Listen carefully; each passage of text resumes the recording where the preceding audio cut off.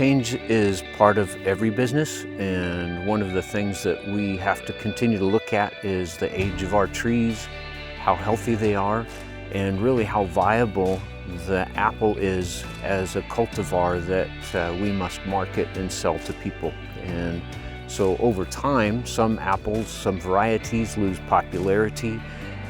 Our systems of growing are labor intensive and require more difficult work with ladders and more analysis in order to shape the trees to grow the best fruit. So over time, there are blocks that lose their profitability, and as a business, you have to monitor trees and blocks and decide at some point that something is no longer making money, then you start to remove the orchard. So every year we look at all our blocks, and every farmer has to see what is helping his business succeed and thrive, or what is costing him extra money. As we make those changes, then there's quite a process where we have to remove the old trees.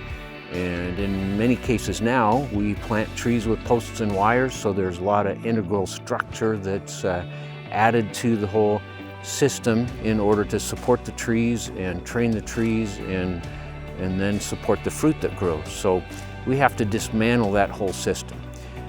In that process now, we push the trees or pull the trees and grind them up and return them to a compost, and hopefully at some point add them to the soil profile again to enhance the structure of the soil as well.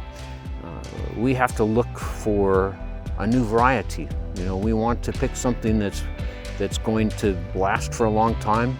In a perfect world, I'd be farming the trees that my great-grandfather planted because he made the right decision.